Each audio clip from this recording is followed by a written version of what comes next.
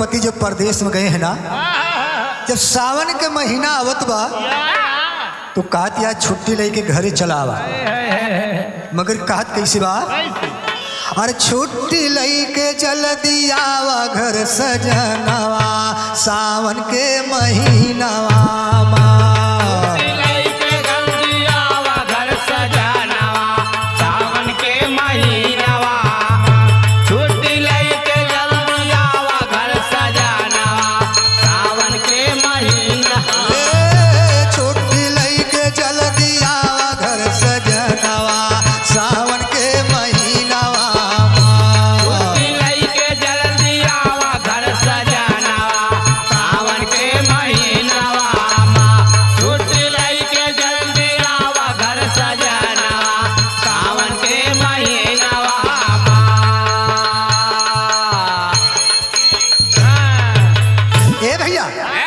छुट्टी लेके जल्दी घरे चलावा।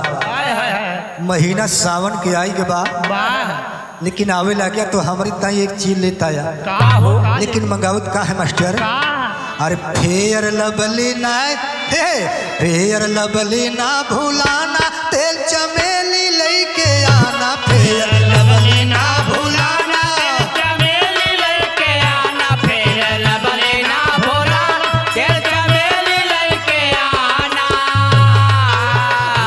जब लगाए सगरव गम के मर बदनवा सावन के महीनावा, जब लगाए गम के सगर मर बदनवा सावन के महीनावा, जब लगाए गम के सगर मर बदनवा सावन के महीनावा, सावन के महीनावा हो सावन के महीनावा, जब लगाए गम के सगर मर बदनवा सावन के महीनावा, जब लगाए गम के सगर मर बदनवा सावन के महीनावा। ए भैया देखा कहती है हमारी ताई आवे लग्या तो फेर लबली लेके आया, अगर रोका लगाए ले तो बदनिया हमार गमकई लागा। हाँ गमके लागे। और का गमकौआ संट, ये गमकौआ संट का बा, वह जौन गमकत है रतिया भाई। अरे गमकौआ संट नहीं होके दूसर नाव बा। वाह ए मास्टर मगर और का मंगावतिया है, अरे साबुन लाया केस निखार वही से धोबई अपन बाहर, साबुन लाया केस निखार वैसे धोबे अपन बार, साबुन लाया केस निखार वैसे धोबे अपन बार, बरवा बांधई ताई लाया पिया गोहनावा सावन के महीनावा, बरवा बांधे ताई लाया पिया गोहनावा सावन के महीनावा, बरवा बांधे ताई लाया पिया गोहनावा सावन के महीनावा, सावन के महीनावा हो सावन के महीनावा, हे सावन के महीनावा, बरवा बांधे ताई लाया पिया गोहनावा सावन के महीनावा, बरवा बांधे ताई लाया पिया गोहनावा सावन के महीनावा। ए भैया एक ठीक गोहना लेते आया जोन बरवा बांधा जाता। हाँ जो पिछो लटकावा जात है। हाँ हाँ अरे वाह ए भैया मगर और का मंगावतिया है, वाह अरे ऐसन बक्कल लाया मोर जगमग जगमग करैया जोर, ऐसन बक्कल लाया मोर जगमग करैया जोर, ऐसन बक्कल लाया मोर जगमग जगमग करैया जोर, देखैया वै गावा भर के सब जनवा सावन के महीनावा, देखया मैं गाँव भर के सब जनावा सावन के महीनावा, देखया मैं गाँव भर के सब जनावा सावन के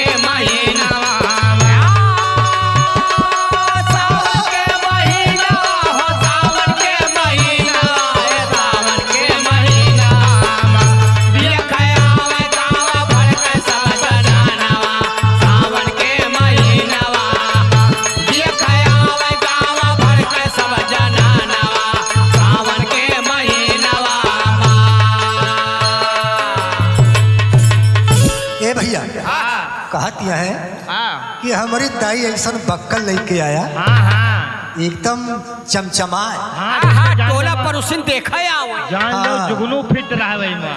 वो है अगर हम लगाए कि चवनी कहीं निकल पड़ी ना हाँ हाँ लौंडे लकड़ मकड़ निहार। लौंडन के बाद छोड़ा तू ही के मारा न बचे पाए। ये तो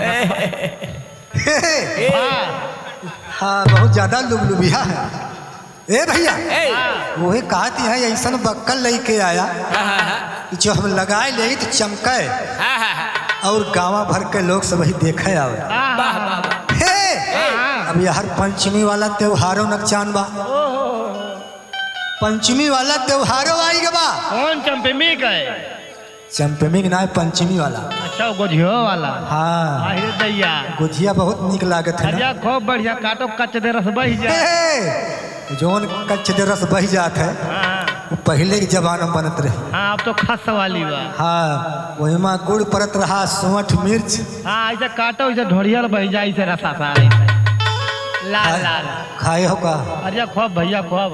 हो मिलिया। अरे खूब हे वाह वही कहती है का कैसे नाग पंचमी के त्योहार बाकी बाय दिना दो चार। नाग पंचमी के त्योहार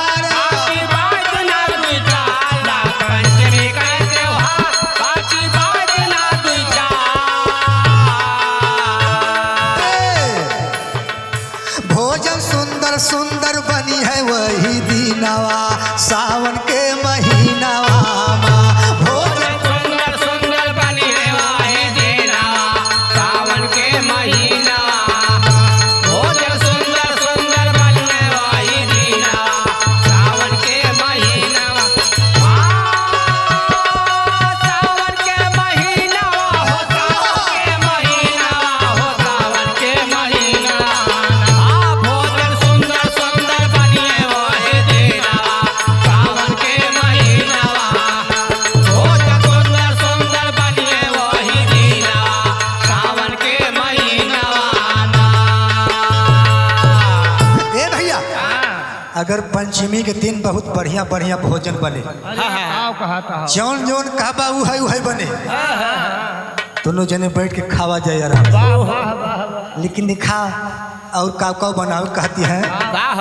अरे पूरी खीर कचौड़ी बनी है गोझिया और गुलगुला छनी है। पूरी खीर कचौड़ी बनी है और बुलबुला खनी है पूरी खीर कचौड़ी बनी है बढ़िया और बुलबुला खनी है। और बने पकौड़ी घोरी के बेसनावा सावन के महीनावा। और बने पकौड़े घोरे के बेसनावा सावन के महीनावा। और बने पकौड़े घोरे के बेसनावा सावन के महीनावा। सावन के महीनावा हो सावन के महीनावा सावन के महीनावा। और बने पकौड़े घोरे के बेसनावा सावन के महीनावा। और बने पकौड़े घोरे के बेसनावा सावन के महीनावा। वही दिन जानता काव बनोबे तोहरी ताई बाबू पूरी खीर कचौड़ी कोचिया गुलगुला और मन साफ करे कहीं पकौड़ी बनाई जाए। फिर खावा जी है। हाँ वहाँ थोड़ा प्याज मिर्चा थोड़ा तेज कर दी अरे खाओ ताकि खाए ले मन खर्च हो हो जाए साफ हो जाए। अरे खाओ हाँ मना अच्छा फरचा जाए, वही मना मना फरचा जाए हाँ का। भाई फिर लेकिन दिखा जब खाए पी ले बना हाँ तब का हुई मास्टर हो जेवना रच रच के बनाऊ अपने हाथ तू है खियाऊ जेवना रच रच के बनाओ अपने हाथ तू है खियाऊ जवना रच रच के बनाओ अपने हाथ तू है खियाऊ। बैठ बगलिया तोहरे हम डोलऊ बेहनावा सावन के महीनावा। पैर बगले तोरे हम डोलौ बेनावा सावन के महीना। पैर बगलिया तोरे हम डोलौ बेनावा सावन के महीनावा।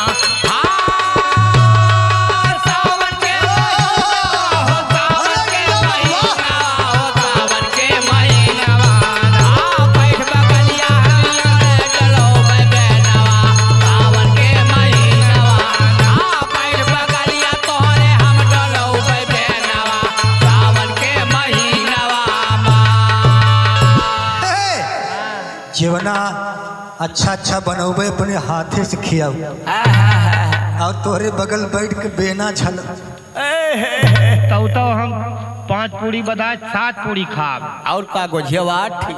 अरे राम रे। अच्छा हाँ चाय खा 7 पूरी खाबा 8 गुजिया खाबा तो रहबा का चाय खा मरीन जाई खाए जरूर लिए खाए लेबा खाली बेना होको बस। अच्छा हाँ।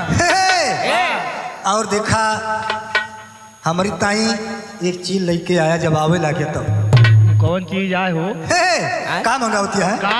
अरे लाया रंग बिरंगी सारी गोटवा चमक यारी यारी लाया रंग बिरंगी साड़ी कोटवा चमक यारी यारी लाया रंग बिरंगी साड़ी कोटवा चमक यारी यारी। आवत बाट आगे अब रक्षा बंधनवा सावन के महीनावा आवत बाटे रक्षा बंधनवा सावन के महीनवा। आवत बाटे रक्षा बंधनवा सावन के महीनवा। सावन के महीनवा हो सावन के महीनवा सावन के महीनवा। आवत बाटे रक्षा बंधनवा सावन के महीनवा। आवत बाटे रक्षा बंधनवा सावन के महीनवा। आवे लागे तो हमारी ताई हरी हरी साड़ी लेके आए हाँ भाई सामान लागे है। काहे सावन के महीना में हाँ ये हरियर साड़ी बहुत नीक लागत है। सही है भाई अब ज्यादा दाग वाग नहीं दिखाई पड़ता है। हाँ सही है। और अब रक्षा बंधन आवे वाला बा हाँ वह सड़िया पहन के जाब अपने नैहरी। हाँ भैया के लगे रखिया बांधे। हाँ हाँ हे, वाह। और हमारा जब साड़ी लाया हाँ हाँ तो आरी आरी एकदम गोट लाग रहा है। हाँ वैसे लागी भाई बात नहीं ना। हाँ जैसे हरियर का लाग हाँ चमके भाई। हे मास्टर लेकिन कहना बा कैसे? अरे नैहर जाबे पिया जरूर नहीं ज्यादा बाट दूर नैहर जाबे पिया जरूर नाही जाता बाटे दूर नैहर जाबे पिया जरूर नाही जाता बाटे दूर। रोज रहिया ताकत होई है मर बीरनावा सावन के महीनावा रोज रहिया ताकत होई है मोर बीरानवा सावन के महीनवा। रोज रहिया ताकत होई है मोर बीरानवा सावन के महीना। ओ सावन के महीनवा हो सावन के महीनवा सावन के महीनवा। रोज रहिया ताकत होई है मोर बीरानवा सावन के महीनवा। रोज रहिया ताकत होई है मोर बीरानवा सावन के महीनवा। हे, नैहर जरूर जा और का अपने भैया के कलाई में राखी बांधे और भाई और भैया हमारा रास्ता गोरत है। भतीजे दौरी हैं बुआ आ ही गई बुआ आ ही गई भाई। हाँ भतीजे दौरी है। भतीजवे तो सबसे पहले दौड़त है। हाँ बुआ कसते हो जाती है। हाँ बुआ लागत बुढ़ाई जाती है। वो है कहता हे, लेकिन देखा वाह कहती है कि साथी माँ के ने कौल ले आए जब आवे लग गया तो गुरु जी के लेता आया। ओहो गुरु जी के साथ हमें जिन्हें कौल ले आया वाह वाह एका बलावत है एका हो यादव राम धीरज तुम आना साथे उदय राज को ला